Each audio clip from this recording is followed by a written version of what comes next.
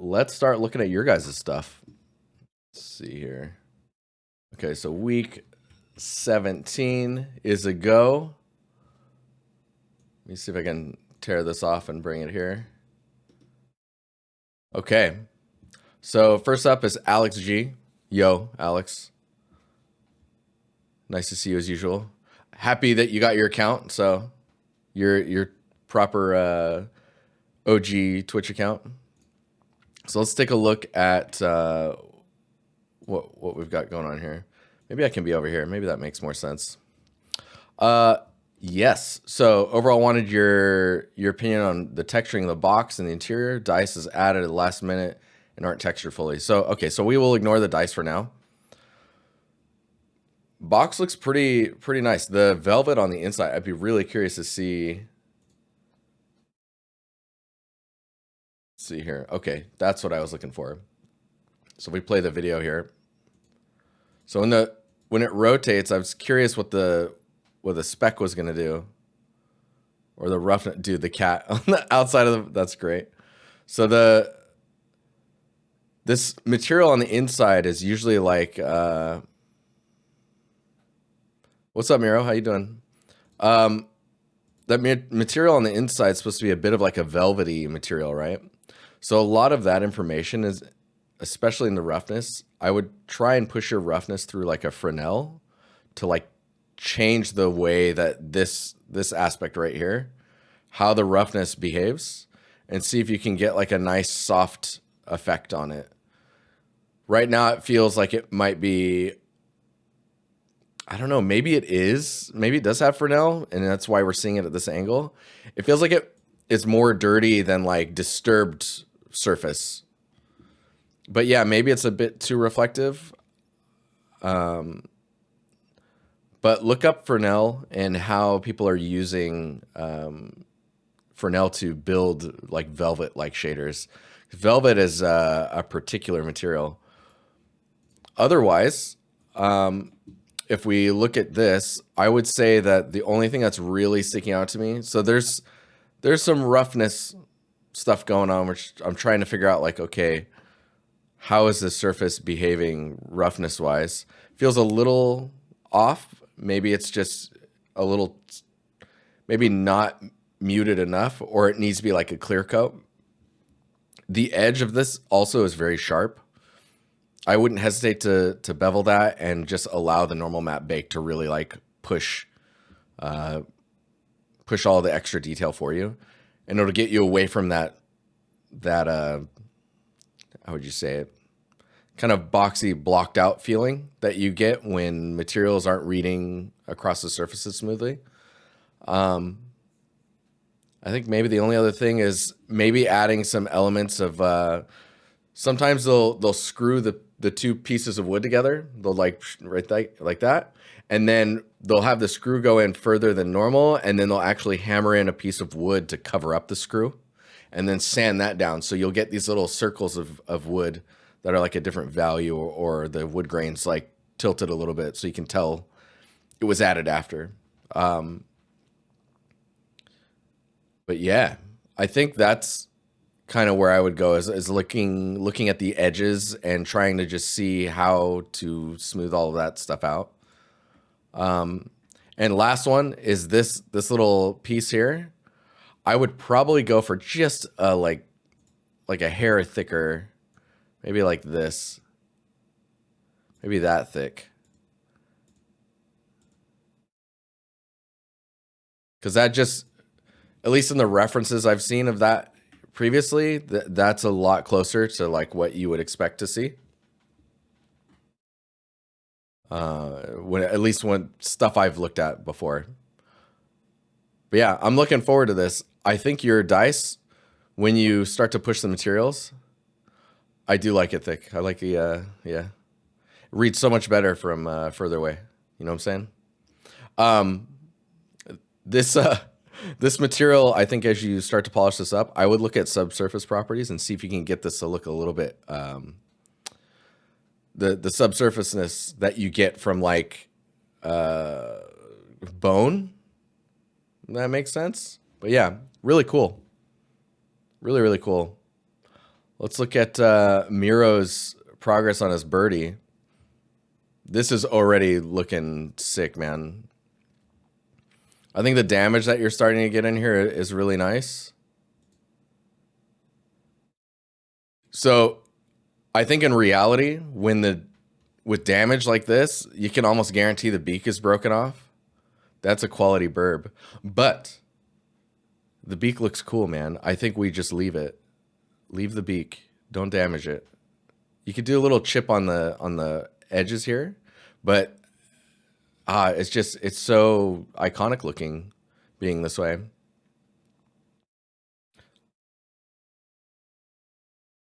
He did cut off the burb's head.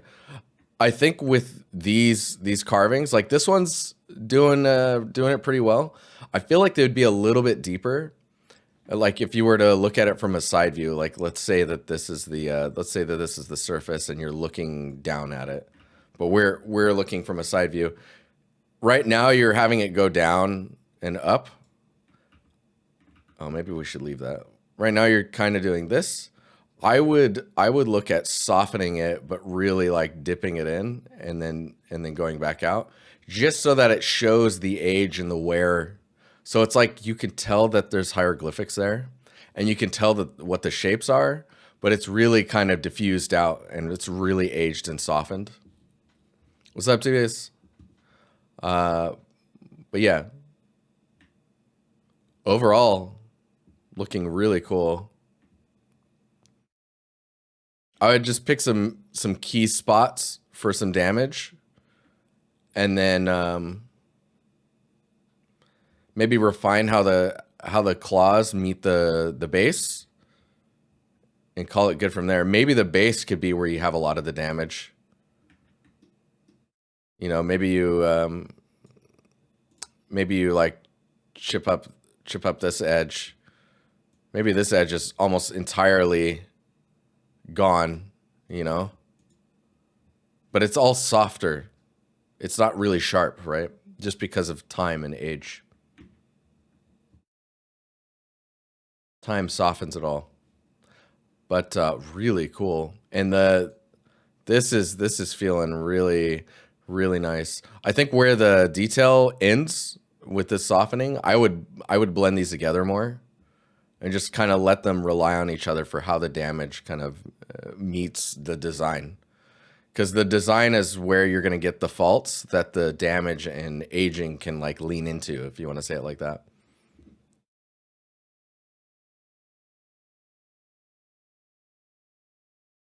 Pretty sick though. I'm excited to see that textured. All right, next up is Angelina. Angelina Lena. Here's my currently working on this scene, and it's still a whip. I'm currently working.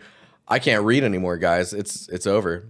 But I'd like to hear your thoughts on the progress so far. Maybe where I should pay extra attention. Any help, really? Okay, let's take a look here. So, concept and scene. So for sure, post-process and bloom will get you to this direction if you want to push it that far. Right now, it looks like there's not a lot of atmosphere and whatnot, so maybe I can copy this and get it in here. Give me a sec here.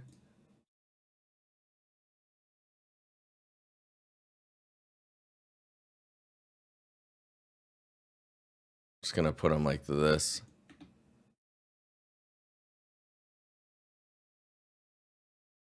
I mean, you're getting pretty spot on there. Of course, like all this damage that's happening here, you're gonna want to pick up on.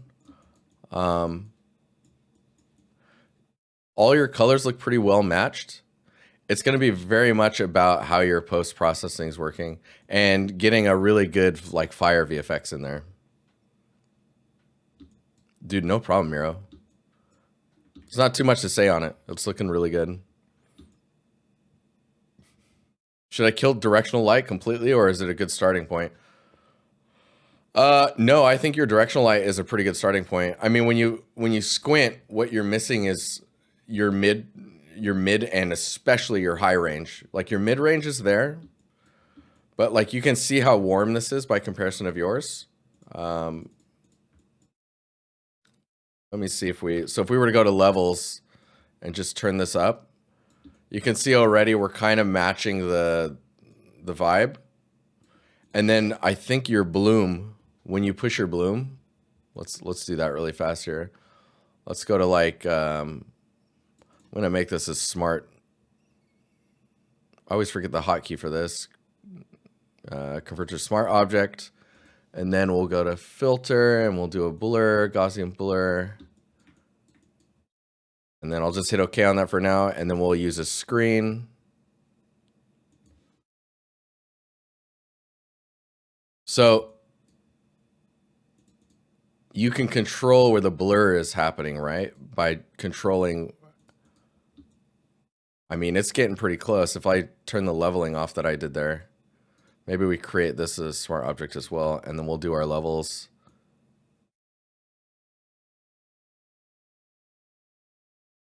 I mean, it's looking pretty similar already. And then you can see that there's a bit of a temperature situation going on.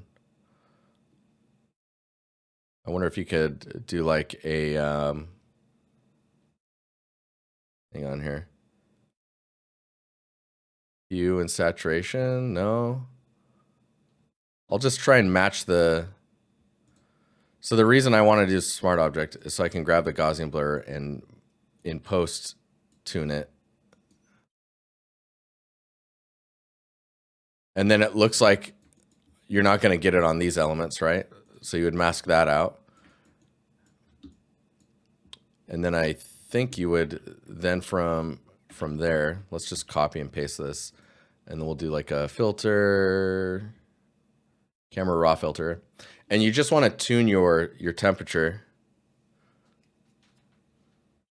Photoshop course for giving feedback win. Someday. So if we, let's see here, can we zoom in on this? So you can see we're like tuning temperatures now.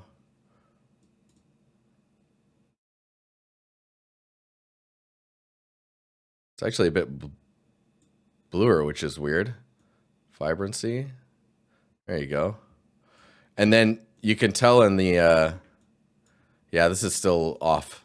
I'm not tuning that correctly. But you can see in your shadows, they're getting darker, which is why I was initially wanting to like kind of push the levels inside of it to be a little bit darker. But it's really going to come down to this aspect of it. Like how much do you, like maybe you just really tone that down and you focus only on the directional lighting. So we put a mask on this and invert it, and then we can paint just where we want that bloom to occur. And that's already looking much closer. And then of course we can just use the mask from here to make sure that the bloom isn't coming outside of the shot there. But yeah, it starts getting closer. There's definitely some temperature shifts that need to happen, but really something to adjust in the future is the post work. But I think you're getting quite close. One thing I would be careful with is what you're doing here right now feels really good with the pillars not having as much information as these ones. I think you can have the information that you see here. Just try and keep it toned back so that everything is focusing on the statue and the character, right? But yeah, the mic I'm using is the Wave XLR, I think. Wave XLR Pro. Here. Can you see this? I don't know. You're afraid about color stuff? That's okay. As long as you have it in separate layers, it should be pretty easy to control the strength of it, especially if you build it into the shader to move it up and down, right?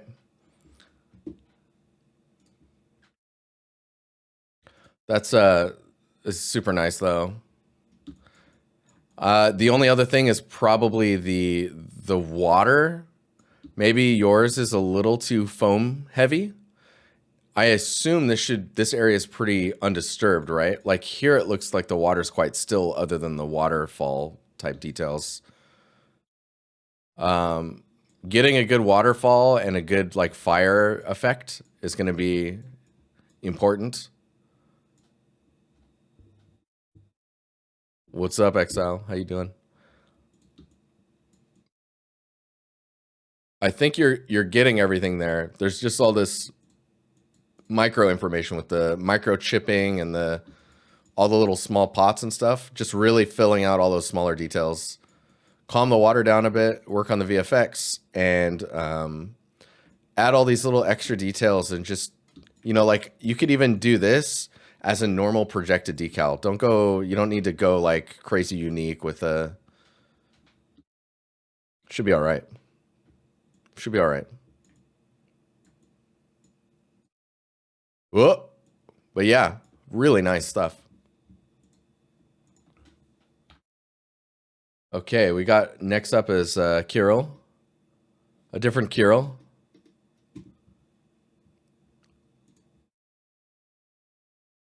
I don't know what feedback you're looking for, but this looks pretty nice. That's great. Thank you. I'll be here all night and great.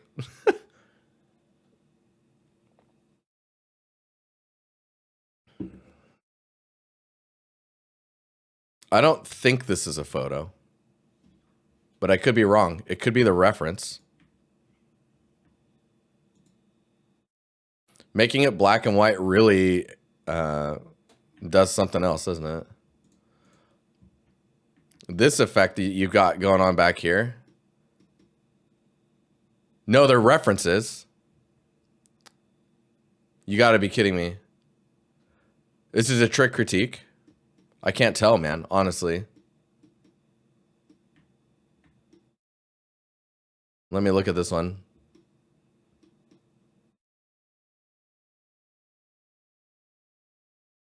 There's no references, only shots. And it only has 4 fires. What are you guys doing? So, Kirill, are you in chat? We need 10 fires. No way I quit. Well, I mean, Kirill's got nothing on you if it's a stylized game, right? There's room for everyone, guys. This highlight here with the roughness, that's wild. So probably one of my biggest critiques is I wish it was higher res. Like this one's pretty good, but even higher, like crisper would look cool. Because this one, I really got to zoom in to enjoy it. Look at the wheel touching the ground.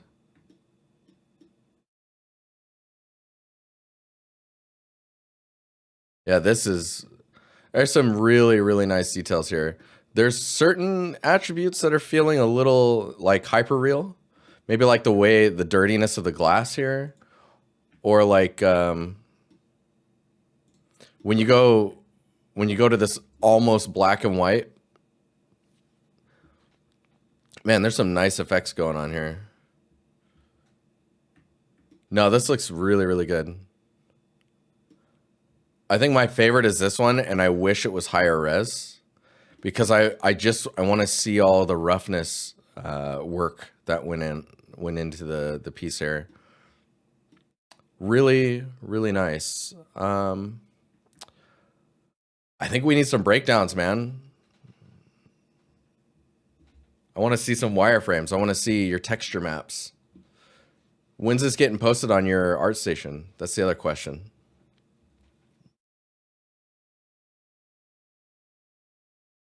Soon. Soon. Very soon. Hell yeah. This part might feel a bit forced, but maybe it's the resolution.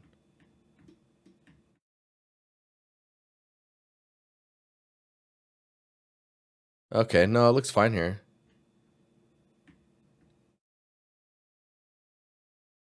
No breakdown, no critique next time. Yeah,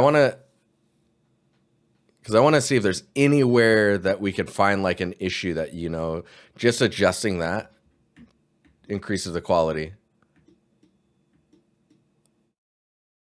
Looks very, very good though. Maybe some like, so we've got some wear, some aging that's going on here, just from it moving along, flying, doing its rounds. But I wonder if there should be more directionality in that information. Wow, look at all this little writing. Yeah, how long? Because I think you showed this in a previous critique, and I can't recall the quality of it then versus now, and how many UDIMs. Nice.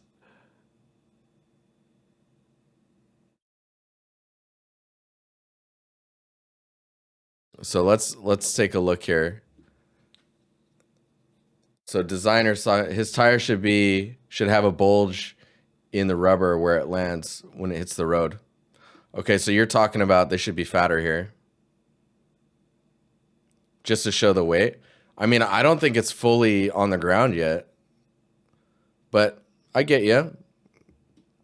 Just a little bit of a fattening at the base of the tire to show all the weight being put on the wheels.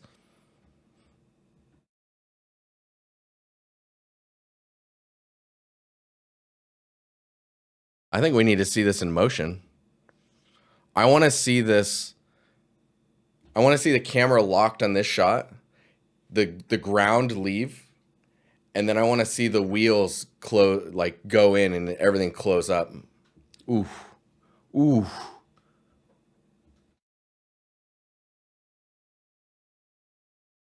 Oh, that's a really good one. So, designer, I don't know where you're at. I don't know if you're in Twitch chat, but he's DMing me in Discord.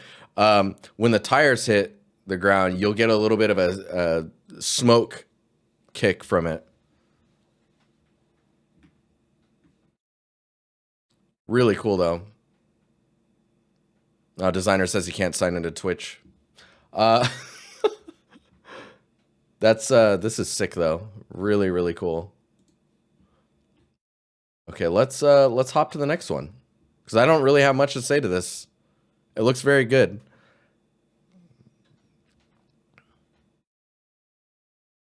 All right, Nick.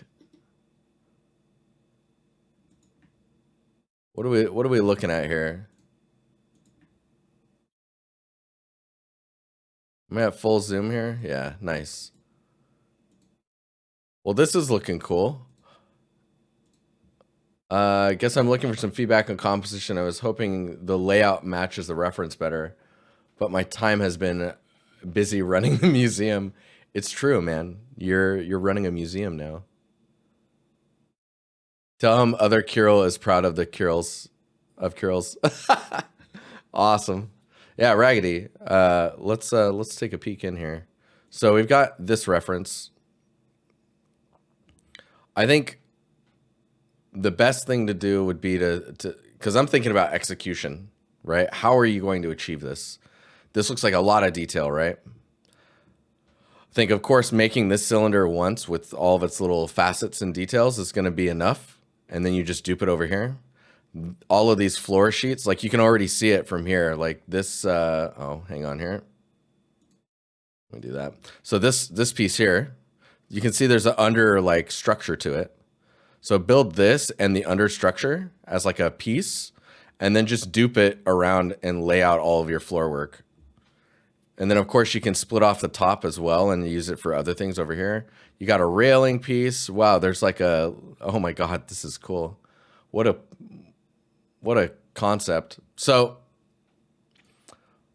I wouldn't worry too much about matching the reference so much as far as the composite. Like the composition is making sure that the focal point is this ring.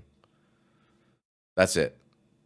That is all you have to do, is get us to focus on the ring and get someone standing there looking through it. The rest is about executing the atmosphere and the feeling of the space, the implied detail without having to go wild with the detail. So see, for example, you built stairs here. And that's fine. You could have stairs, and then you could use those stairs maybe here and here as well. Yeah, which it looks like you have. These cables, I would try and do those in Unreal. All these cables, I would do in Unreal. Maybe spend a bit of time on the ring. Like this generator thing, this power source, it looks like, has these cylinders here. Those cylinders look almost like this cylinder.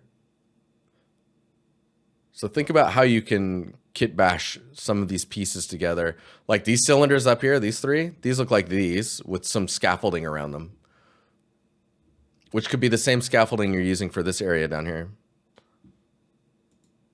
Chris, what's up, man? How you doing? How's it going, man?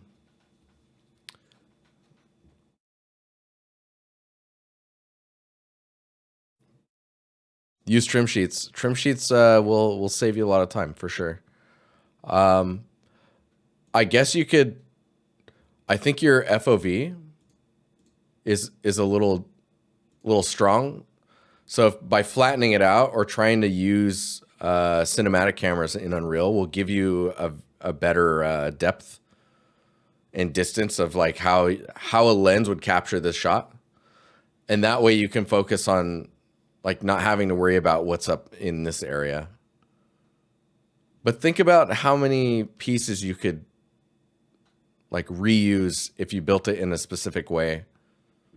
It's probably the best way to kind of like bash all of this stuff together. Like think about all the elements that are very similar, like the walkways and the scaffolding that's under it. And then maybe this like support scaffolding here. And all of those combined, you should be able to build a kit that you could reuse in a number of ways, rotating and scaling and skewing to try and get all of this detail. And a lot of these cables, I would suggest trying to do them in Unreal. Dude, there's like hanging clothes back here and stuff. Don't feel like you have to get everything that's in here. Capture the feeling of the scene. There's also some like cylinders over here with like green lights on them and stuff. Lots of cable madness going on. Is that a shrine? Yeah, over here. It looks like yeah, dude, there's clothes over here, a shrine. Dude, there's even like cloth though. Like, I'm assuming this is where all the sleeping happens, all the chilling. The chilling after a long day of looking through a ring.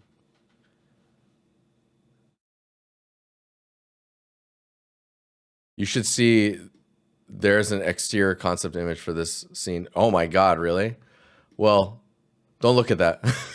don't look at that. Yeah, see all this space here? Think about how you would use this screen. When you stand here, what's in front of it? Keyboards, right? Touchscreen type stuff. Counter space, documents, folders, all that stuff. Why do you prefer Unreal for cables? Because all of it is so bespoke that preferably, like you could do macro cables modeled, but it's easier to adjust if you can do them in Unreal. And if you're going for a final image anyways, just, you know, exactly to keep the sanity.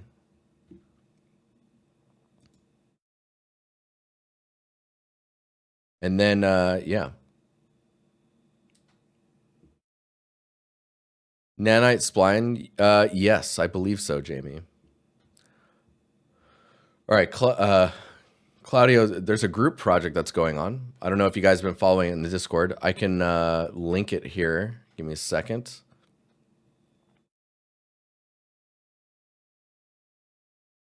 Where are you at? Here we go. Okay. I'm going to get a link. I'm going to copy the link. Here's the link. If you're not in the Discord, you might get a prompt to join the Discord through that, or I have the URL that I just posted in chat. But yeah, the group project is at that URL that I just linked to you. And if we dive into this for a minute, we can take a peek here. There's a lot of images. And one of the things I wanted to highlight with this piece, or this scene rather, is there's a lot going on, right? There's a lot happening in it. Let me confirm that I'm seeing that. Yeah, so this is a group project. I don't know how many, or I don't recall how many people. I think you told me, Claudio. I think if I go to our chat, it's like 8 people, 9 people. Yeah, you are 9 people now. So the scene is really big for sure. And of course, the theming is pirates. And it's the last shanty. There's a whole fleet out there or something going on. What's going on out there? So there's a lot of things going on, basically. Look at this one. That's horrifying. I'm assuming this is underwater, but it looks like the water is not rendering.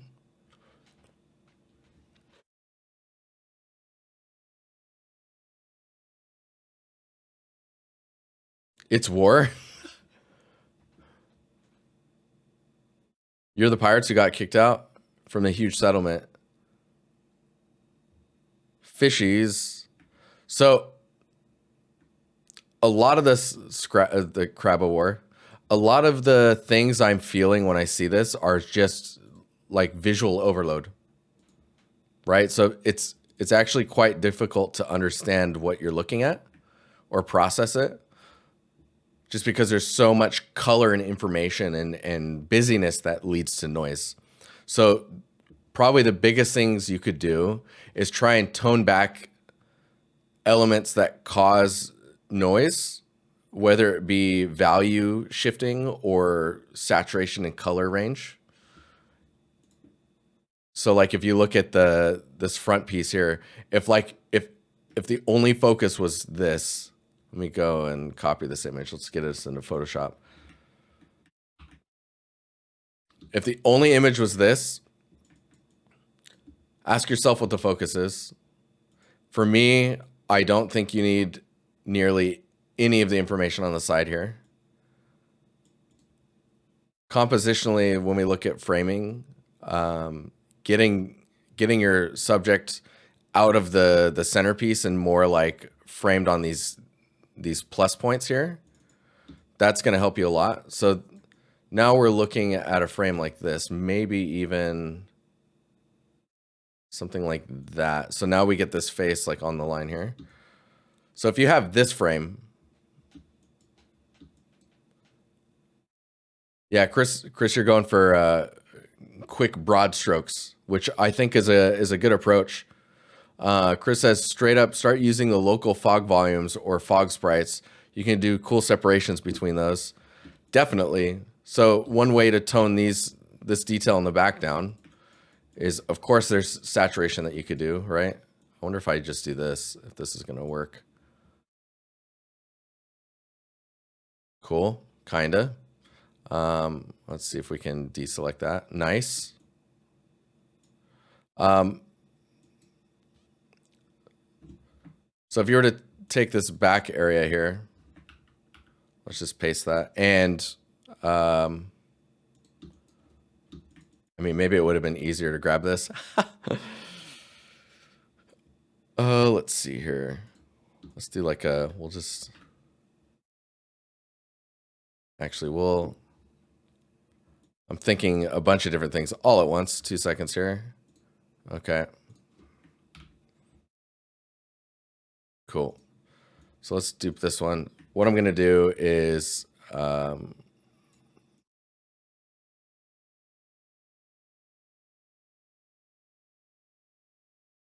we got that image. We have this one. So what we want to do is push the building back. So by adding some fog elements in the back there, man, that would do a lot. Just getting that stuff pushed back. Like even, for example, pushing the saturation down. It doesn't need to be as saturated to still be colorful. We could, let me think about this a little bit.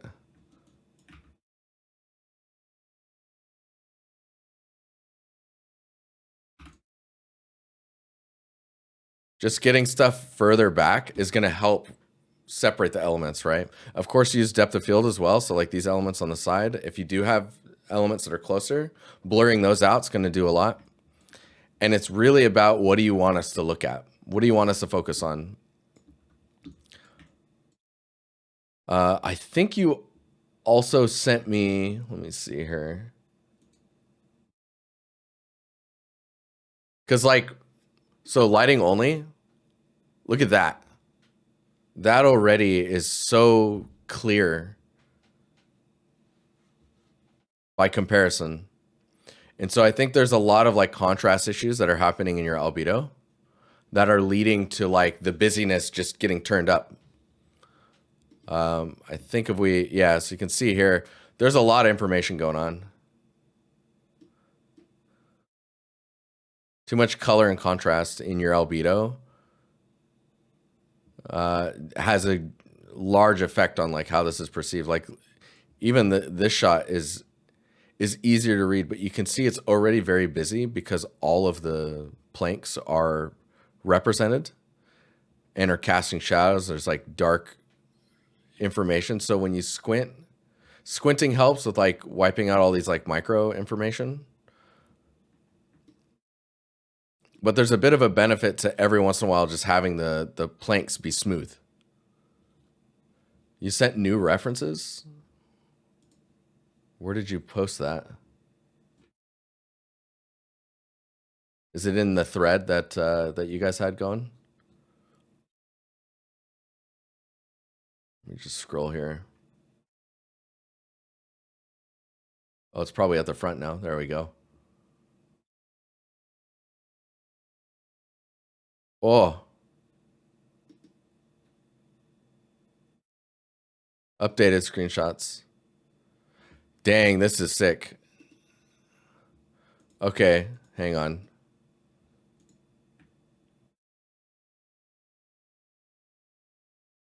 Okay, we'll feedback on this one, then we'll move on.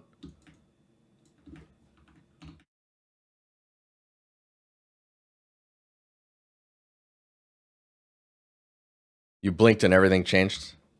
That's what happens when you update screenshots. So having the lighting behind is really nice because you get all this extra info on the sides here. What you're missing, I think, is now that everything is kind of in shadow, things have to really rely on material ambient occlusion if you're using it, and your albedo. You lose all of your details of like what your specular can do with roughness attributes, and yeah, it's basically unlit with screen space AO or lumen ambient occlusion, kind of pushing the information. Now you can see by just washing it out a bit, it starts to get into a wow territory. Not saying wow is washed out, but it's like now all of a sudden there's some information to see. Imagine the ground here where the crevices between the stones are not as dark as they are. Like if those are just a bit brighter, like I wonder if I can do that. If I did that, oh man, it's almost there already. Because you can see what I'm doing is actually wiping out the contrast by just moving the midpoint.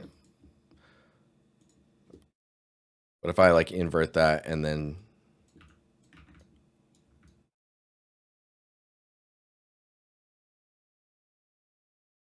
I mean, I think this is getting the point across, but you're already showing so much information that toning it back and just letting it be present with a general color is enough.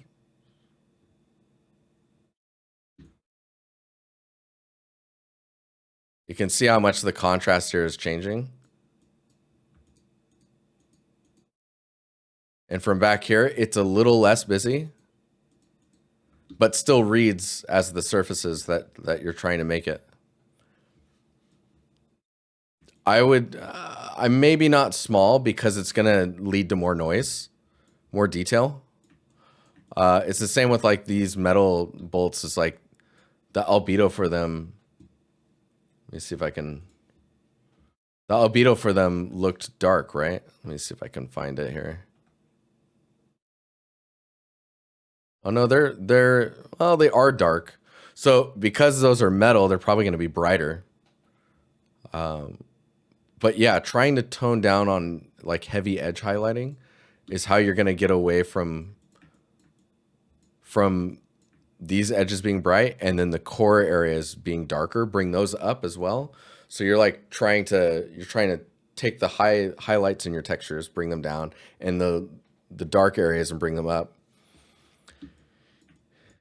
Your ambient occlusion, I'm sure there's a way to color tint it in Unreal.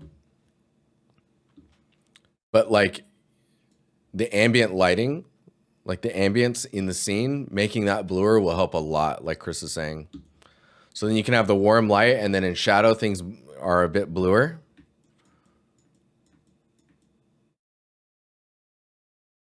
And be careful with like oversaturating window details. Allow these lights to dictate what's bright. So like, for example, this is a neon sign, right? So this whole area should probably be a bit brighter.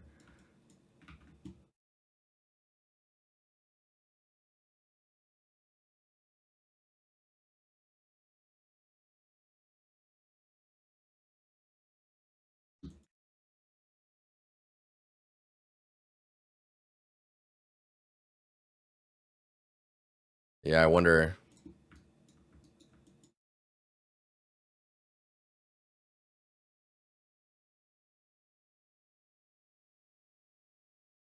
See, around these you could saturate. And just getting those to pop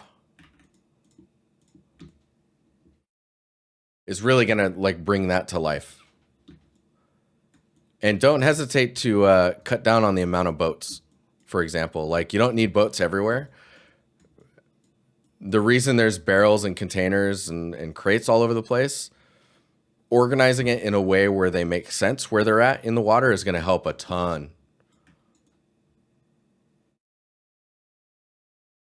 Of course, these don't look like they're supposed to be there. They look like they're floating.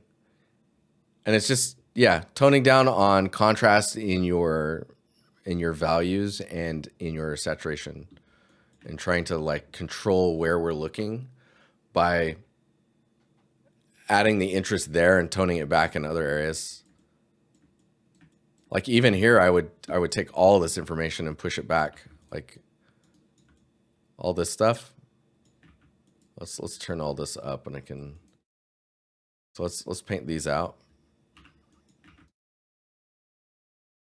And bear with me, I'm using a mouse. Oh,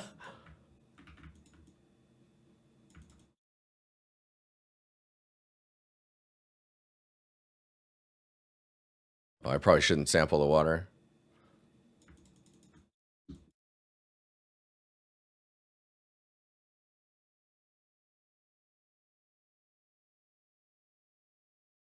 So you have all of this stuff going on, right? Maybe I can I tone this lower? There we go. So let's just blend these out a little bit.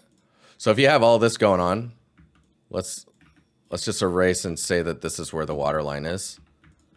I'm gonna make that with another layer, so I turn this up. So let's say this is the water line. Now with that, you can take this stuff here, and you can control where they show up, right? And you can have it be height fog as well. So maybe the tops of them are a little bit more peaked.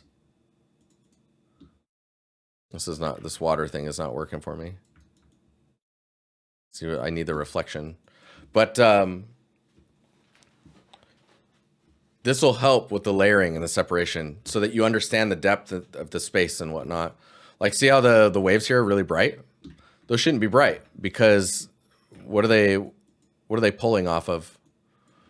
Could probably tone this down to like,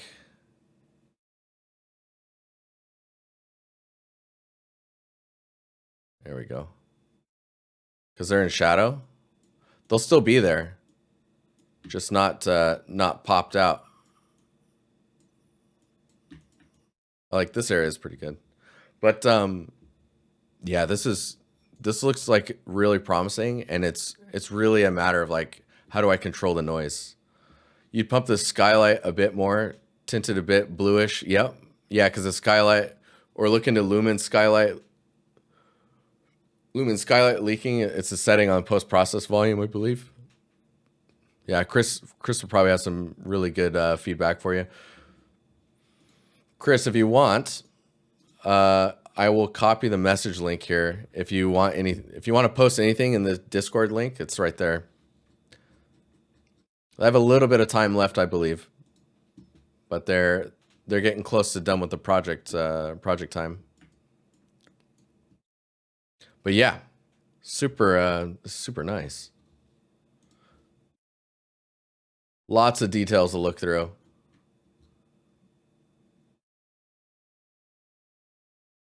8th of May is the deadline. 2 weeks left. You can do a lot in 2 weeks, especially with 9 people. It's just a matter of identifying what are the main issues that are holding the quality back. Because there's a lot of content here already, and finding ways to balance them so the readability is nice and clean. There's a lot going on. There's a lot to work with. Final set dress pass. Dude, sick. Yeah, always ask yourself if the contrast in the material is needed. And how does that object or material contribute to the entire environment? Is it drawing attention away? Is it the main focus?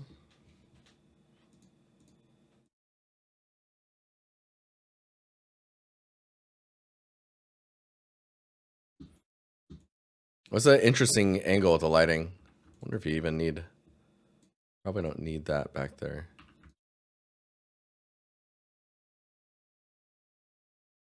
Or it can be there, but like way toned down. Anyways, really cool. Watch out with the contrast. I think that's the main thing. And what Chris was talking about with the atmosphere, getting some bluish values in there.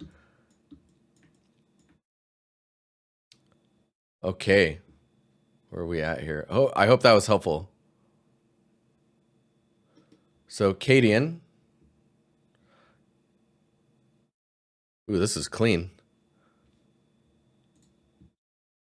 Got feedback on this one a few months ago when it was a courtyard, and the feedback was mostly the space was really big and didn't make much sense. So I redid the layout and would appreciate feedback. This version and anything, it still sticks out. I mean, it looks quite functional now with all the paths that you have in there.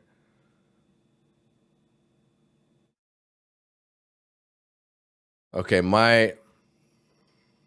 I think my feedback is these bricks right here look extremely squished. I'm assuming that's a tileable material. I would make sure that your UVs are relaxed to the point where the texture isn't being squished. And maybe even make the stones a little bit longer. It's very charming. I like the vibe. I like how you're handling your trees as well. It's pretty. Yeah, I would go with this stonework being a little bit more relaxed so it's not so squished. And then I would maybe make a version of this, or in the shader tone down the normals, but control where that's happening with either vertex paint or a mask, and vary up when you have like the stone or these stones in the normal strength that they are here, and where they're smoother, so it's not so busy on the surface.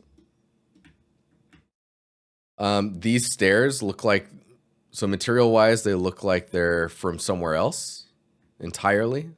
Like color wise, they don't really match the rest of the environment.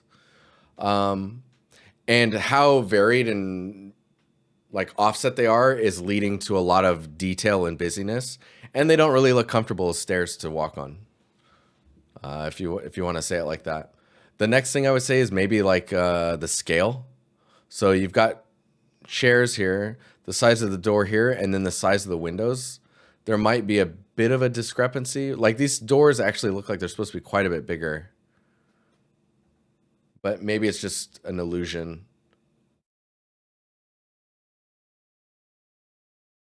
I think with the roof tiles,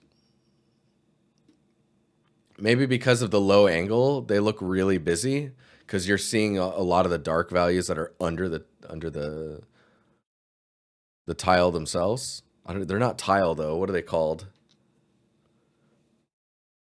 Speed running broken ankle. Yeah, see, there's a lot of information here for the eyes to have to process, if you want to say it like that. See, in this area up here is quite simplified. Like maybe that could use a bit of a bevel, just so the light wraps around it better. This is awesome. I think in this shot, what we're seeing with the foliage on the side here, if you're going to be doing camera shots like this, terracotta, thank you, Jamie. Yeah. Here it looks all right. Maybe the ambient can be turned up a bit so they're not so dark under there. But the thing I want to mention with here is like, if you really like this shot, you have to support it. So right now the foliage is flat, and it's because you were supporting this shot, I assume, and this shot. But when you get up close like this, those things break down. And so you need to be able to add a bit more depth to the way your foliage is working, especially this like hanging ivy detail, just to support the camera angles that you're showing. This is why it's really important to get those camera angles locked in early. So that way you know exactly what you need to like focus on to push those details. But everything is very consistent, which is really nice. I wonder...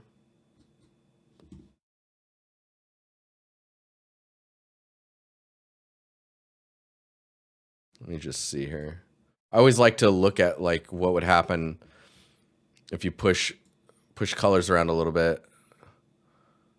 So if you did that, and then let's just invert this.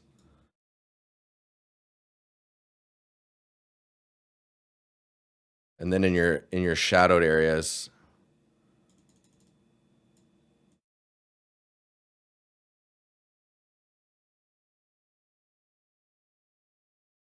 that's kind of interesting. If we did this, and then maybe we tone it down a little bit, right? Of course.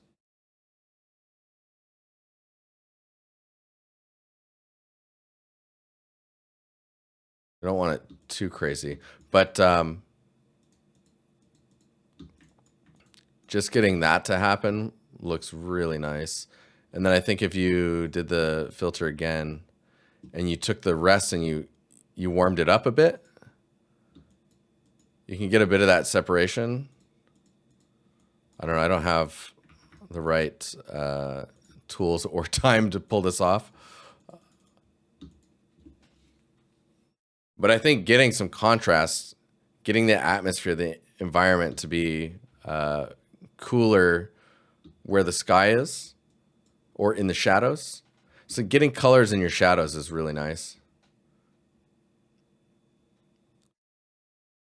Yeah, I think if you just take some of these cards and just like cut them out, and like Chris is saying in chat, you can just add a few in there and it'll be enough to break it up. It doesn't have to go too far. Oh, this is cool. So I like seeing how these are all broken down. Man, like you're using the geometry to like get a look. I like it.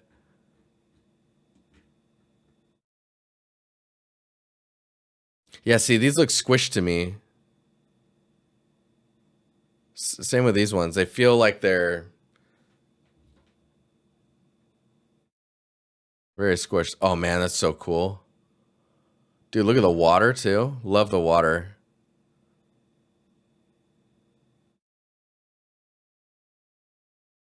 Man, this looks great.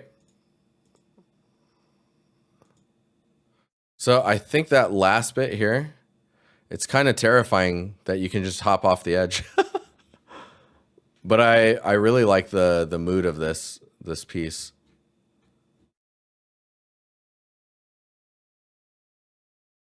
Where did you get that material for the grid, for scale and all that stuff? I need to get a hold of one of those with like world space so you can understand right from the get-go, like, oh, okay, this is like 4 meters. This is like half a meter tall. That type of information is extremely useful, especially early on. You think you have it, Shokri? Man, this is really cool. All right, well, I hope that was helpful. I just kind of went off on random things that grabbed my attention. Yeah. You just need a triplanar that's set up the right scale. Yes.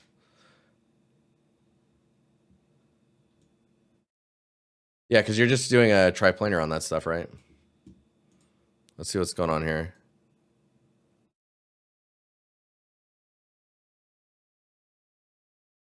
That looks pretty sick, man.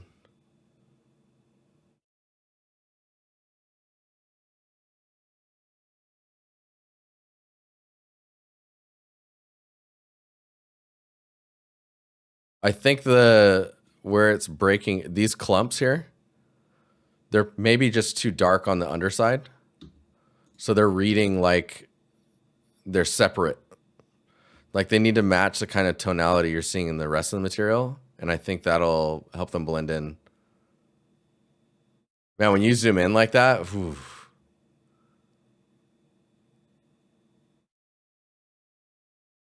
Look at those legs. Yeah, the sparkle looks really nice. Needs less polys. Yeah, it's a little too high res for Chris's palette.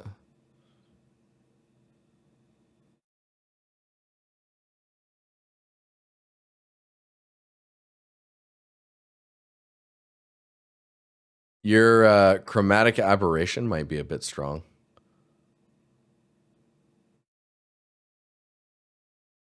You know, the extra touch is as you back up here. Where is it at? As you're backing up, I want to see your footprints of you backing up in the snow, because that's something I think about. Is everything here mostly students, or most people are professionals? It's a mix. I would say mostly students, and then some people that are in the industry. You're working on footprints now, dude. Nice. Better be for the walker. Yellow snow near the leg of the machine. A big like melted spot in the snow, about the size of like a small car. I don't have much feedback for this. I think it's mainly these pieces that you're adding on top. It's just making sure that the underside of them is not too dark so that they continue to blend in with the rest of the environment. The sparkle is nice. The effect is generally sold pretty well. There's a few areas I'm a little confused about, like this here. I can't tell what's going on. It almost looks like it's slushy under it, but that doesn't feel right. I don't know.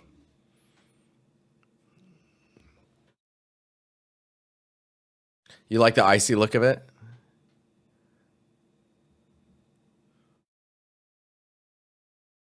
It's pretty sick though.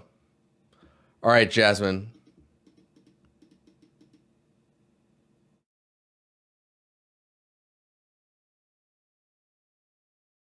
Been working on my first foliage forest.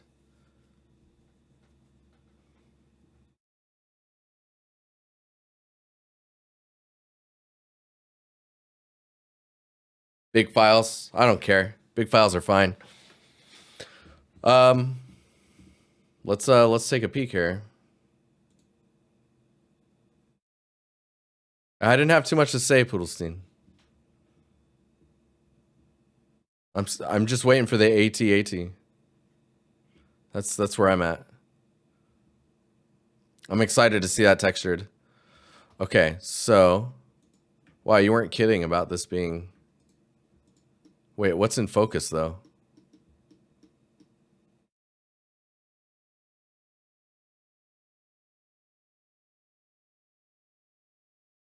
These are like really high res, but there's like weird stuff going on with the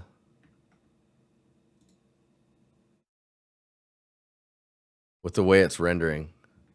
Is that DLSS going on there? What is that? Oh, it's this building. Yes. Might be missing some sharpening. It's hard to tell what the camera might be focusing on. I think from a framing standpoint, it's kind of clear. Dude, these are the resolutions. So forest wise, this is feeling pretty cool. I don't know what your reference is. You can see there's quite a bit of grass here, but in this forest view, the grass is a bit more sparse. I would try and make the underbrush in this area really like kind of filled out with like the grass that's like here. You can have little patches of ground coming through, some rocks and stuff. But just by the nature of how forests will be, is they get quite cluttered with like ground cover.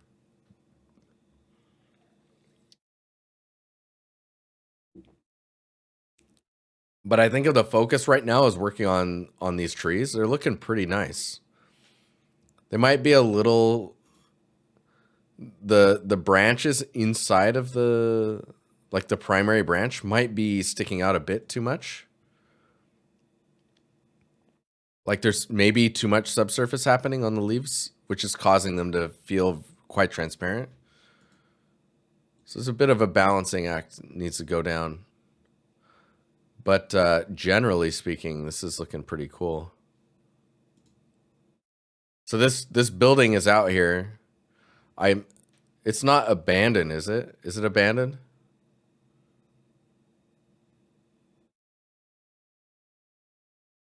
Is it like creepy abandoned, or what's the plan?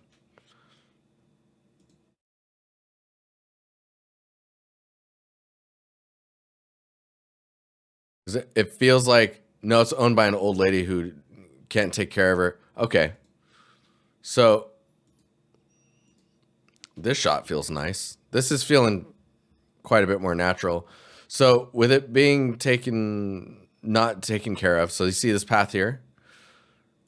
We need to be able to understand the layout of the space before. Yo, thanks for the raid. How you doing? So with the ground where it's at here, before overgrowing it, making it look not taken care of, think about how it was laid out when it was like the perfect yard, like the yard the person wanted.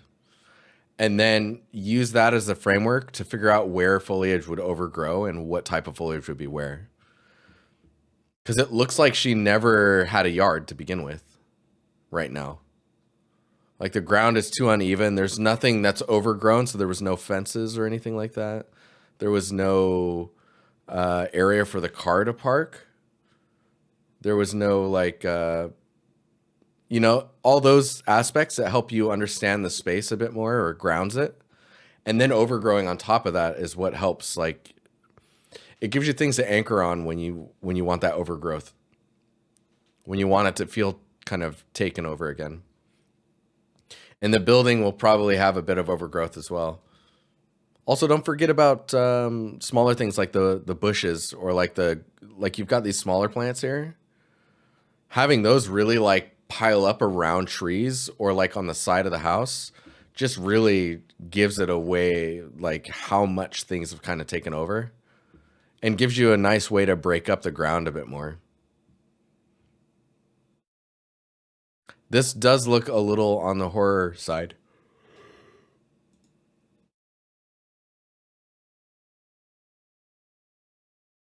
Yeah, and remember that the road that leads up to this could just be gravel. And there's just a lot of like weeds that have grown in between it and stuff.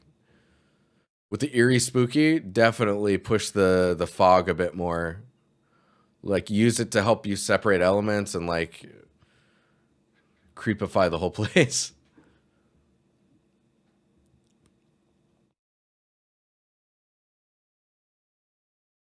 And I'm trying to think here is like if the sun, to get the shadows on the building like you have here with no trees very close to the building, the sun is either extremely low or you have a tree floating very high up in the sky.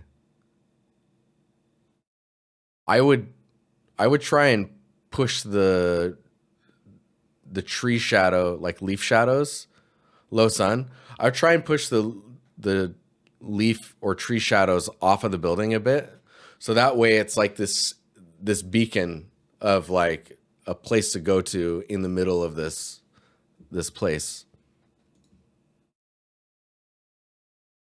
You can see from here too, the wood looks lighter, but then here it looks darker. I guess maybe these are iterations. This I really like though. This feels good. Definitely look at reference for the types of forest you're trying to imitate, and then you'll understand how the ground is covered with and what it's covered with.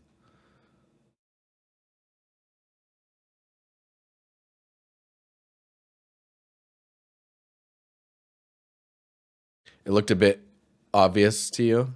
I mean, you could still have a little bit of tree shadows on it, but like across the entire thing is kind of like taking away from from focusing on the building. This might be a bit windy,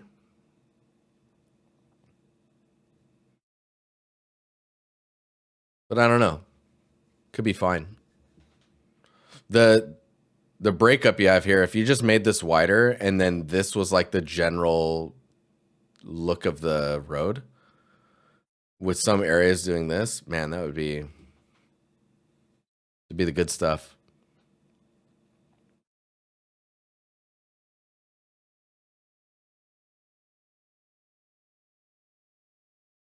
Hmm.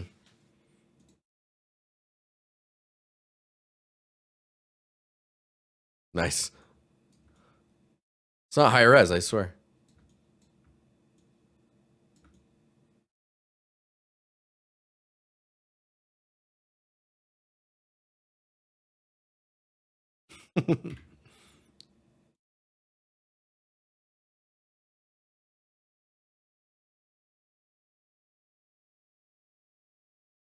Dude, look how real it gets when you do this.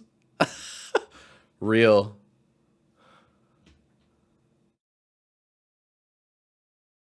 There's some magic to be had by getting some color in your fog.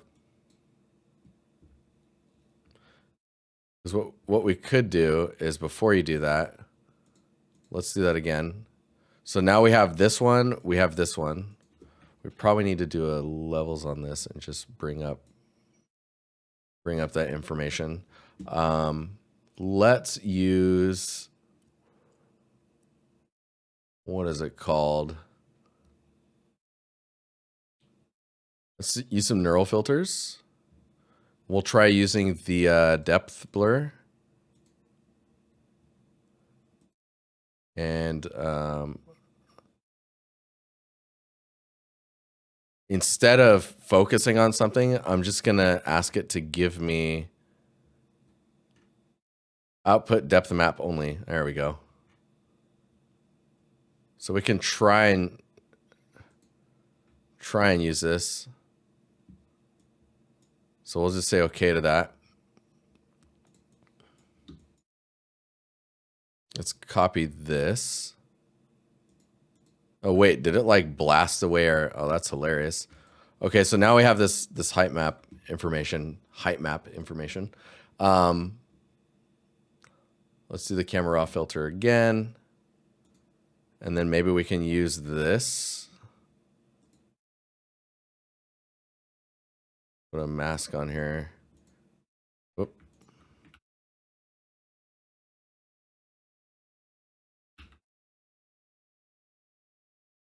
Okay, so I put this in the layer for the mask to display the blue, and we're using that to separate the elements. So the elements that are closer are going to be warm, and then the elements in the back will be bluer. Let's go and we don't need neural filter again. What we need is the camera raw. Let's make it even more blue. There we go. Okay, and then we'll use a levels on this to control when it happens and how to tone it down. So now we can see like just getting that separation will bring so much more interest to the piece. And we're just using this mask to do it.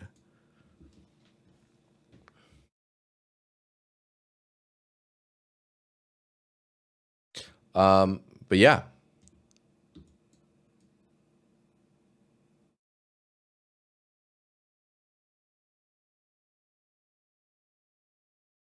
That's interesting. You can do a lot with distance and like playing with the colors when stuff gets further away. I wonder if you can just like straight up. Yeah, if I just crank the saturation, it gets a bit more stylized, but kind of cool. And then you can just drop the opacity and then turn it up. Mixing, man, color mixing. Okay. I'm going to hop to the next one.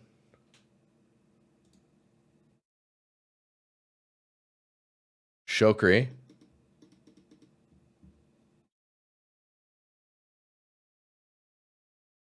Look at this. Another high res. Another high res image. So this looks pretty cool. Hey man, this project is ongoing for a while, as I've never tackled these kinds of bare metal textures before. Mind you, it's still a work in progress. So there are missing textures, awful AO dirt, etc. Just looking for feedback on how it looks so far. The model is really giving me a hard time, dude. You picked some difficult materials, because this is like a heavy refraction type of glass that you have to portray. I like the machined circular pattern you've got going on here. This circular, like machined lines that's even here. Ooh, some denting as well. Okay. Okay. So in your reference, I guess it's like looking for anastrophic. So if it's anastrophic, is it happening in your normal map? I assume it's in your normal. Jasmine, I would try and do that in the engine. You might have luck with playing around with your ambient lighting. Pushing colors through there.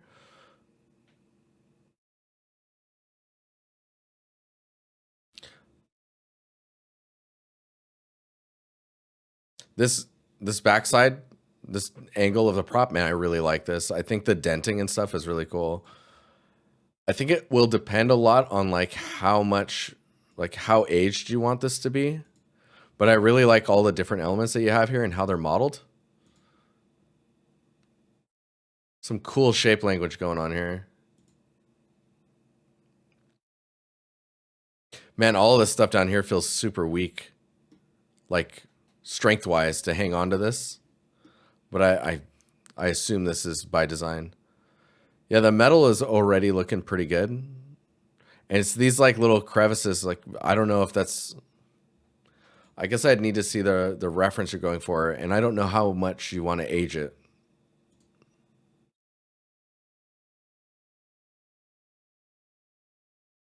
Surprisingly enough, I bet your roughness has to be a little bit more rough on the metal. And checking your albedos to make sure that your metal is being portrayed correctly. Just that making sure that your albedo is brighter. It's usually brighter than you imagine as well. Is it gray, Exile? It doesn't look gray to me. Has more polys in your whole game. Is that a flex, Chris? Chris coming in here to flex?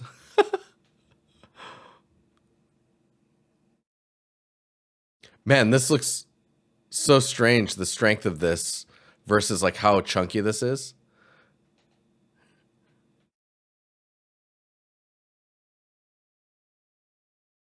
I learned my lesson. No, I mean your albedo. What color is your metal and your albedo?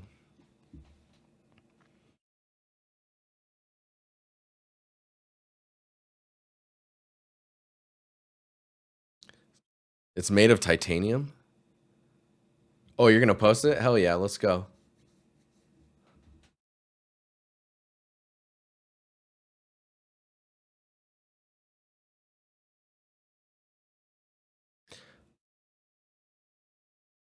I'm curious what the inside of this looks like. I think from an angle, it's easier to understand it. But maybe those concentric lines are a little too sharp. I could be wrong. There's also this banding line that's going on. Maybe that's intentional though. All right, here we go. Aha. Yeah, so your roughness is too... It's not rough enough on the metals, I think.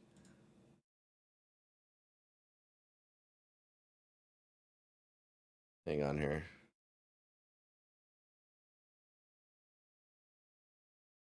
I was like trying to figure out...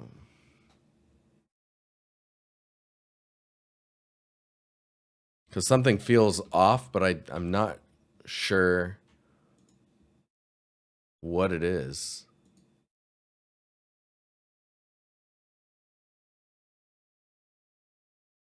Fresnel? Okay, so that is what it... Okay. It does look like the distance here might be... they look very similar. It might be how your camera is that you're taking your images through. Because like this one doesn't look as heavy for whatever reason. And it might just be because of how flat it's getting with the lens. This looks like it could be a little bit redder, like more reds. I don't know. It could be the lighting as well.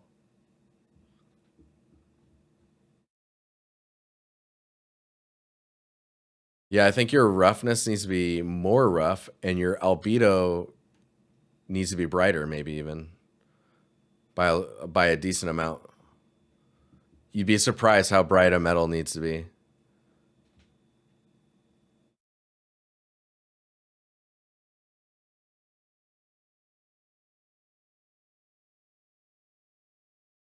Man, this looks cool though.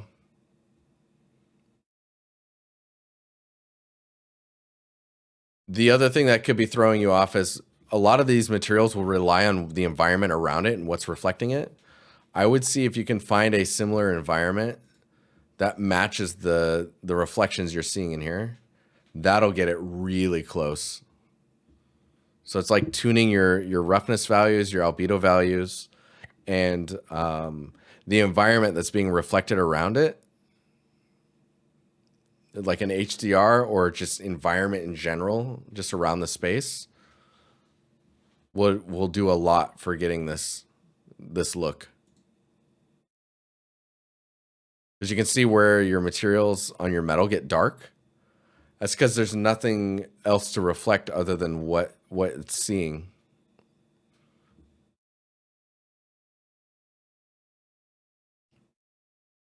Oh yeah, man. This is cool.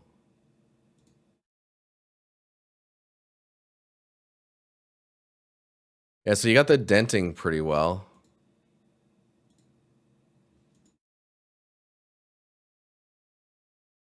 Those directional lines, I would probably increase the frequency of them and then lower the strength of them to maybe half as well.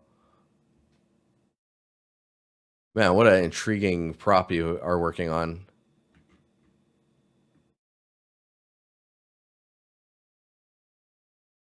You see how this is more triangular as well? And I think on yours, it's longer looking. Maybe.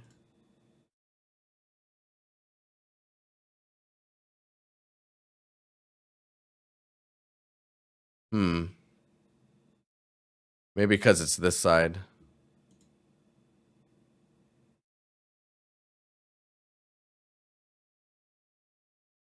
That's cool, man. Yeah, I think it's just keep going. Think about the stuff I was mentioning. Fresnel lens is such a clever invention. I think you can actually do the refraction this way. You should be able to give it that information. Just don't make it as sharp as you're expecting. Maybe even blur it a little bit. That way there's room for the pixels to transition from one angle to another. It's not just like binary, because that just never looks right. No, that's super cool.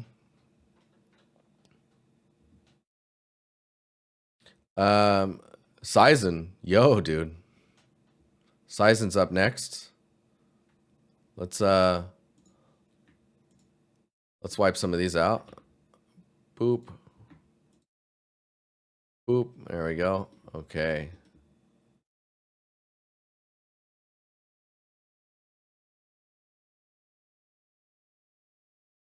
The binocs.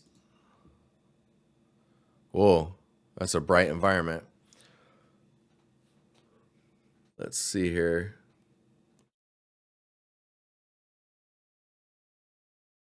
Should I delete the images from channel? No, you're fine.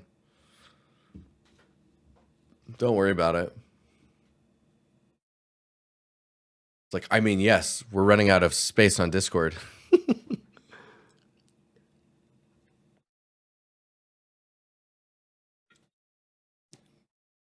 No, it's no worries. Someone might want to look at those references to see closer for maybe feedback they might have. Okay, so don't worry about it, Shokri. It's fine. Leave it. It's cool. It's chill. It's chill.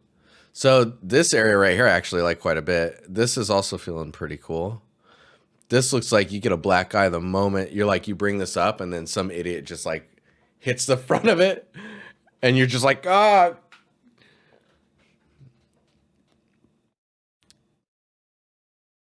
Maybe the chipping is too consistent. I don't know.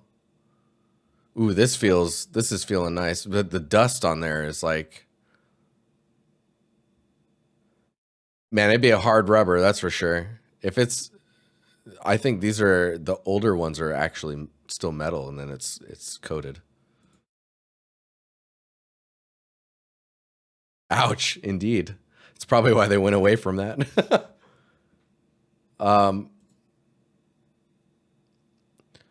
So this area is reading pretty well from this top angle. This area right here feels like it's rendering strangely, just maybe with the way the roughness is set up. So what you wrote is, I've been trying to finish this one for a while. I've been trying a couple of ways. of making the cloth. I'm not sure which one I like the most. If I should go with a plain method or the sculpted and baked. I would go with the plain method. And, or hang on, sorry.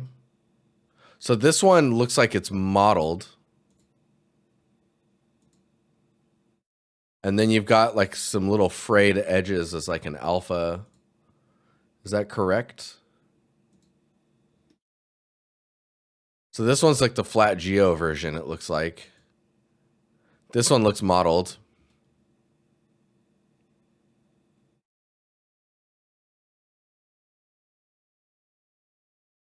It's kind of hard to tell. Are you intermixing them?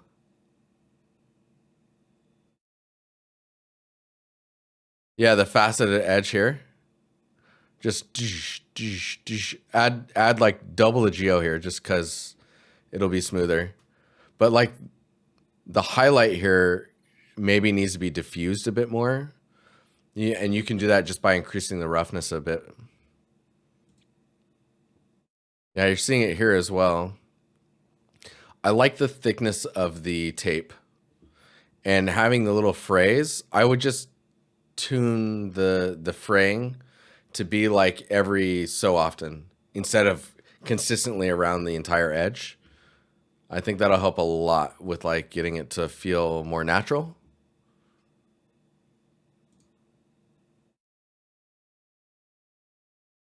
I see some mirroring going on, but it's actually hidden pretty well.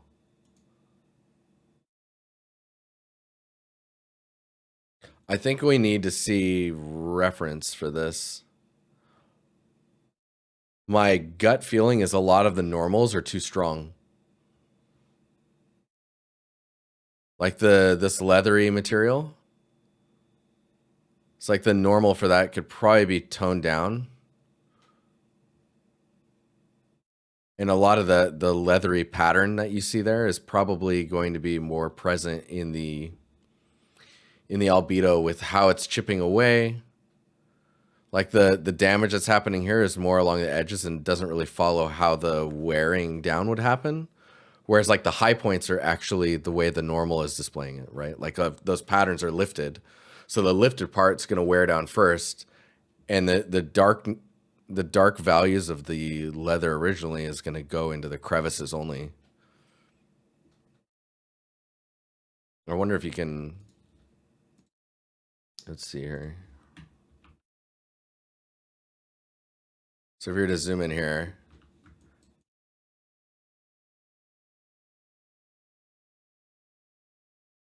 let's see if we can simulate.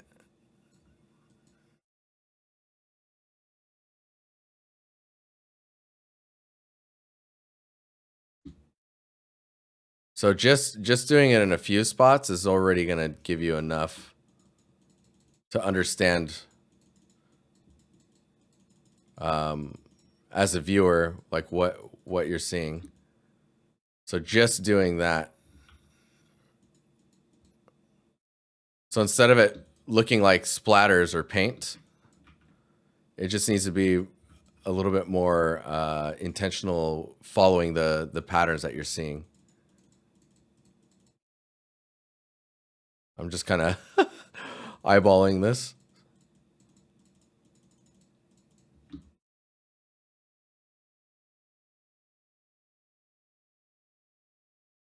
Yeah, that'll already do a lot. Because right now it kind of looks like splattered paint, right?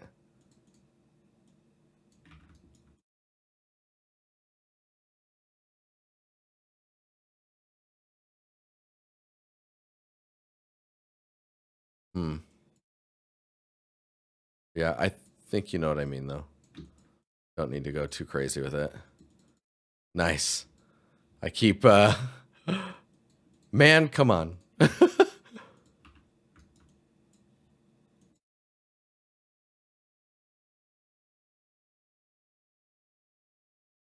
There we go.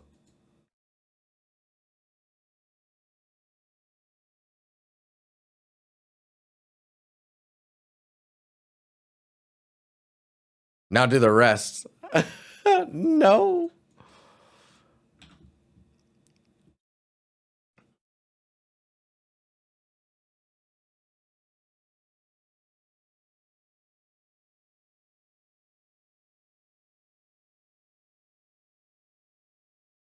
This like dusting stuff here might be, I don't know. I don't know if it's all right or not.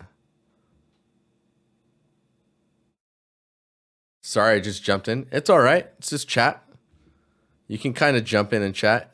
How you doing, Eat My Laser?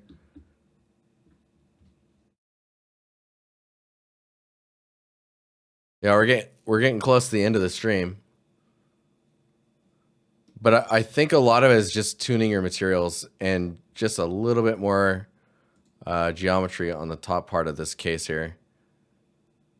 You might not even have to bake that again. Just add some extra loops and just pull on them a little bit to just round it.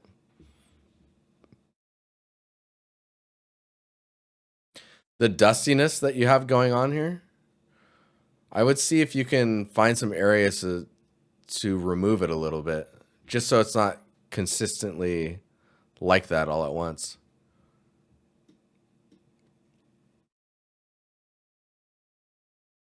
Oh, clothing design, man, that's the real deal. That stuff's difficult. I'm an environment artist professionally, so my comments on characters are going to be pretty rough. Though here, if you go here, we have a critiques channel. You're totally welcome to post in there.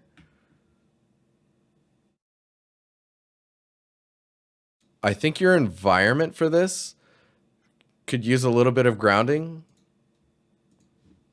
It just feels like it's kind of floating out there. Let me see. I'm just gonna crank this and see. Yeah, so see how it's grounded, right? It's grounded. It's just very bright. So if let's do this.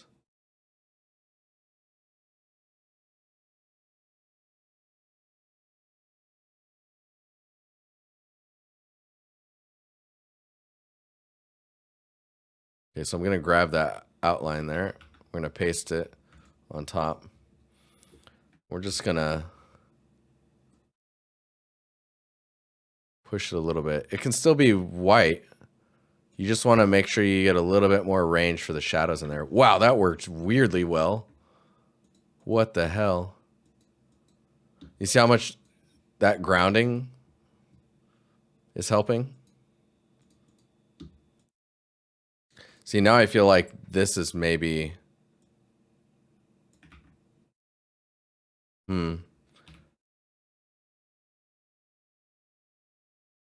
Not saturate or desaturate.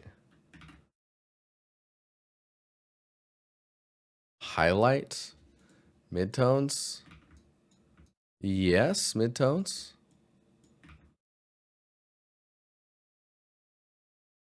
So you can see how, like... So if we remove this, this is so dark, and I don't know how or why. You know? So just by, like, tweaking those values...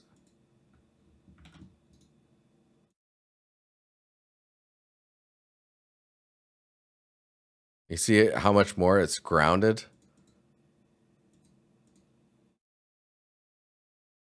It feels like there's like this as well. There's like a really strong highlight here, which I don't know.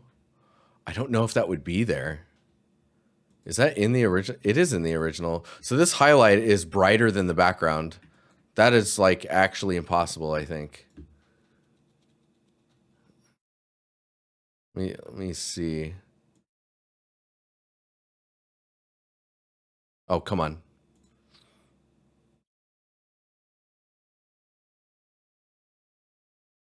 No. No.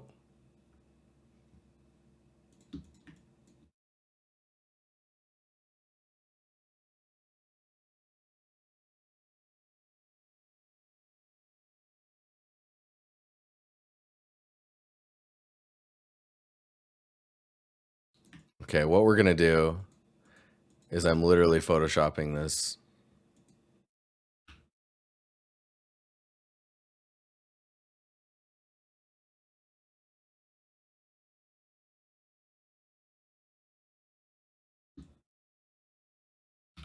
I'm gonna invert this, paste.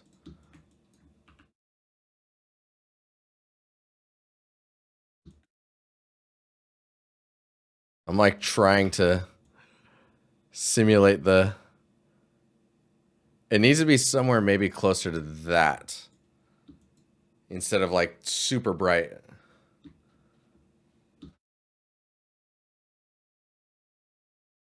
It's still weird because the way I'm doing it's a bit more washed out. I don't know.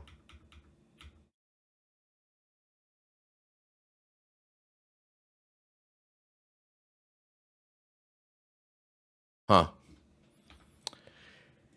Anyways, let's go back to normal. So you can see now that I've pointed it out how strange that highlight looks. Like even if I remove the background, remove this, go back to the default image, that highlight, there's no way it should be that bright. So tuning these values in your albedo, your roughness, just the material in general, getting those in tune with the environment that it's in is going to just work wonders for getting you some readability. Wonder if you, yeah, so something like this could be good. This is also extremely reflective. I don't know what that's made out of. Is that like a, it looks like foil. So just have a look at your roughness values and see where you're at. Stream critiques is on fire today. You're on fire today.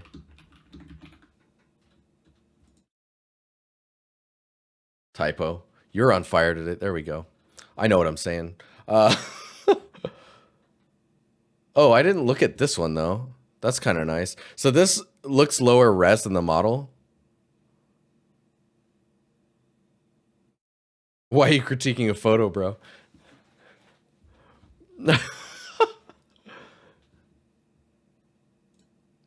Chris doesn't know what's happening anymore unless it's pixelated. All right, let's look at the last one here. So Jasper, it's like, hello, I was wondering if you could get some general, if I could get some general feedback on this environment I've been working on. I shared this a while ago and you gave me some great feedback. Want to make some changes. Would like to know what you think. Okay. Chris can't handle more than 200 verts or 200 pixels.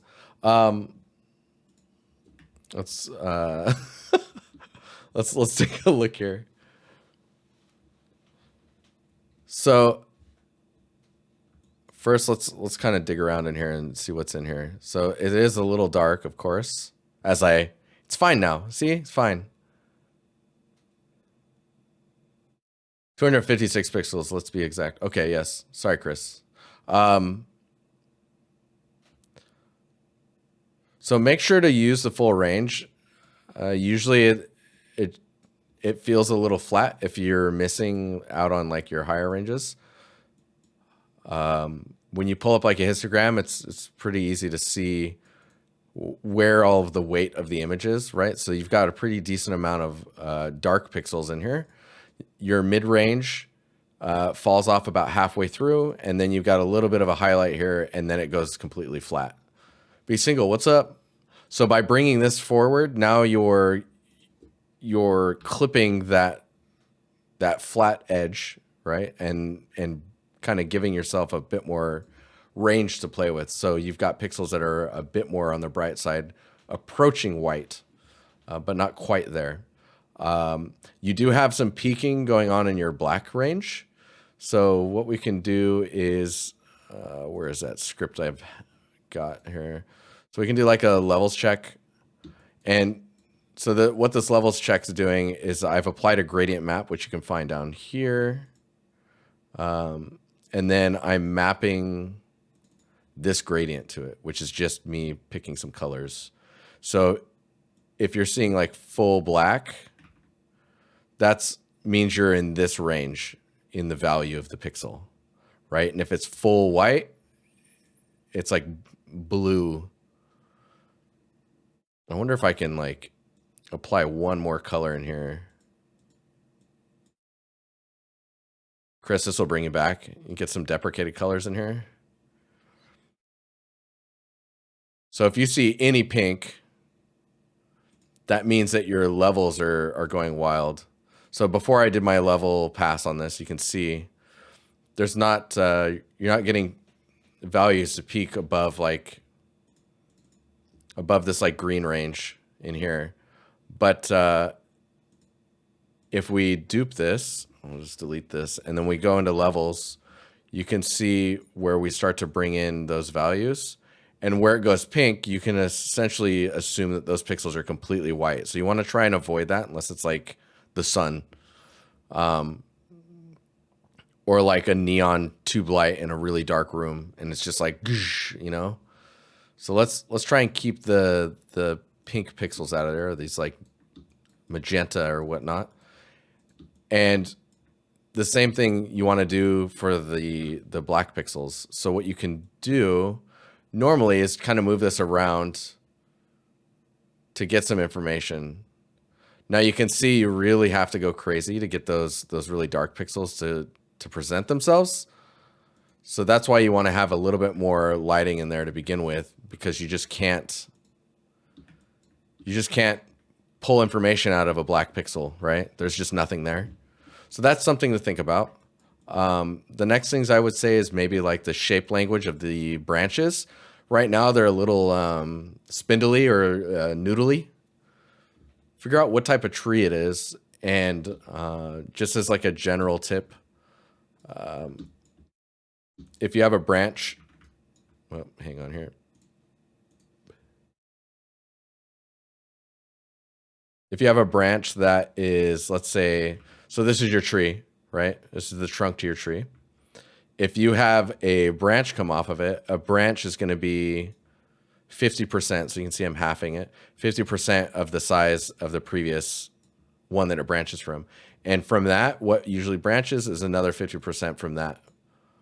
And then you go 50% again. That's kind of like a good general rule to be working with when you think about ratios of these.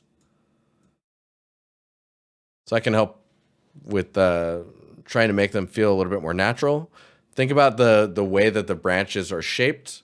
They usually branch off and everything is heading towards the light source that feeds it, in a sense. So keep eye on that. Figure out what tree type this is so that you know how they branch and how the branches bend and turn. So they're not so like doing this. Because most trees don't do that, or if they do, they're dying in a weird, sick way. I don't think this is very natural looking, is all I'm saying.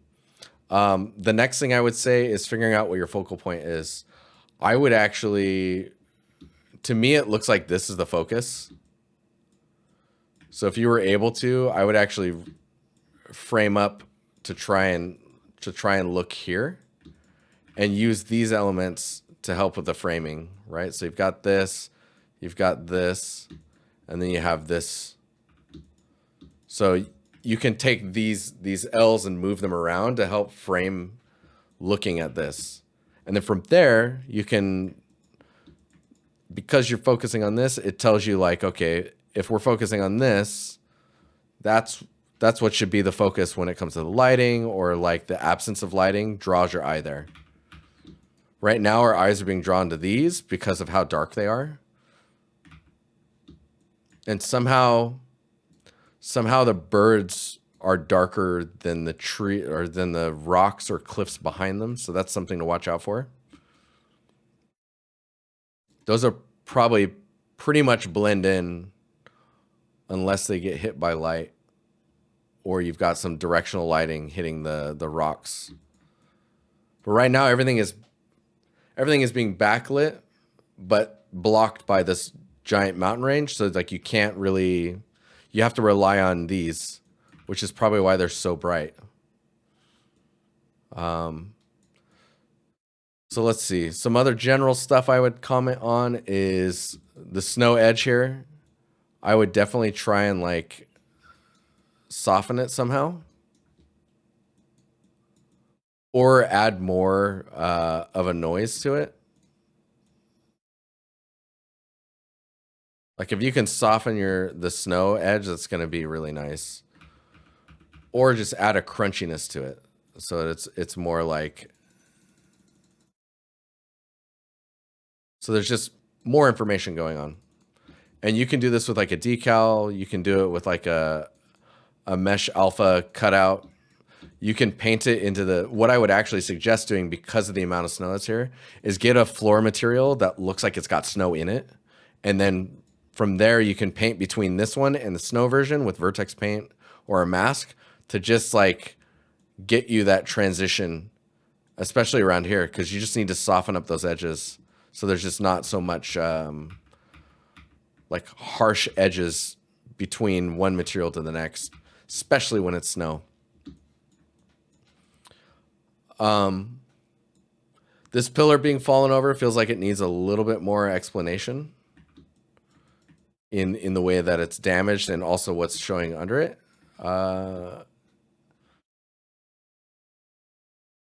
And yeah, I mean, I wonder if you can, let me just copy this real quick.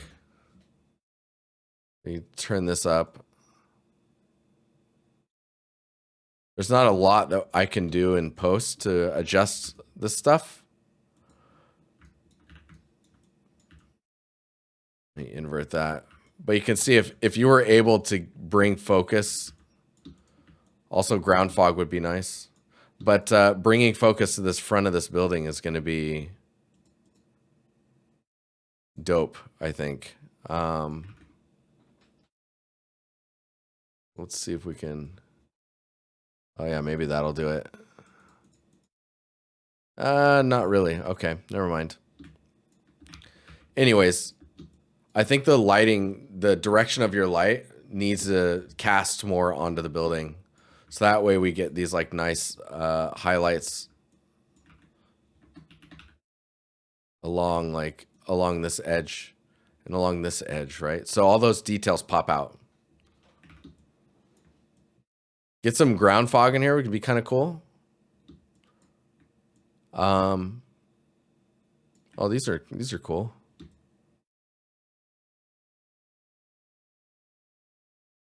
But I think your light direction would really help if you shifted it to be focusing on the front of this building.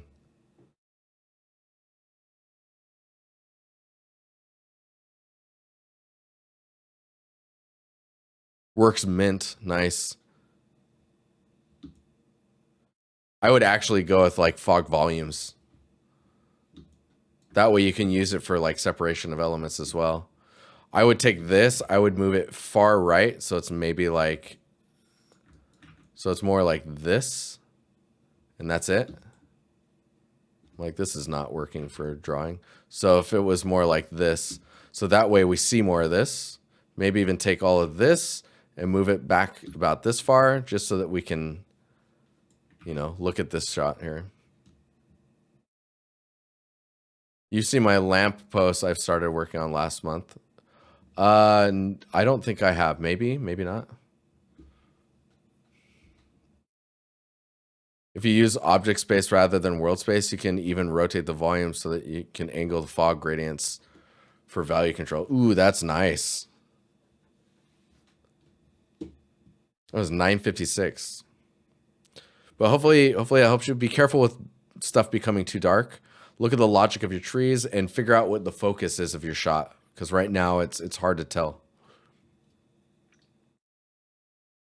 Post it, Exile, and then we'll get out of here after we look at your lamp.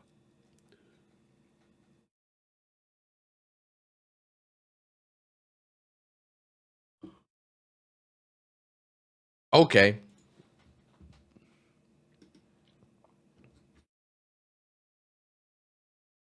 This is looking cool. Dude, that's a dope roughness. Oh man, I love the little posters.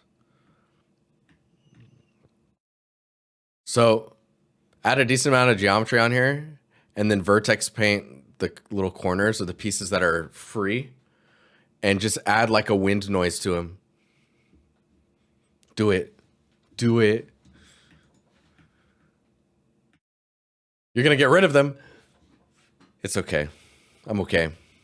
Don't like them. I mean, they need to have a reason why they're there, but I like the idea. Like, you definitely solved like how you would do them. So that's nice. The metal looks really good.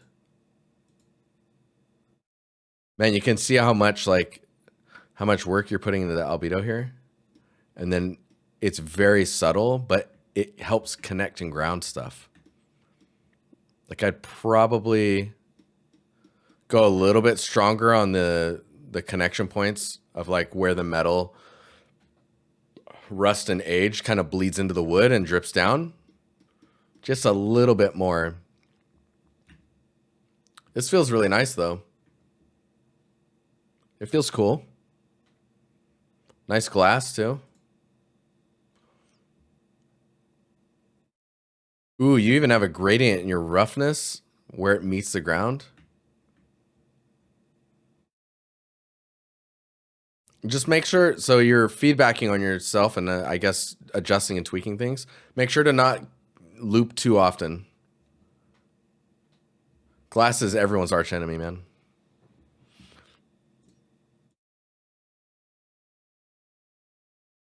No, this is cool. It's all about roughness variation to help like ground the glass.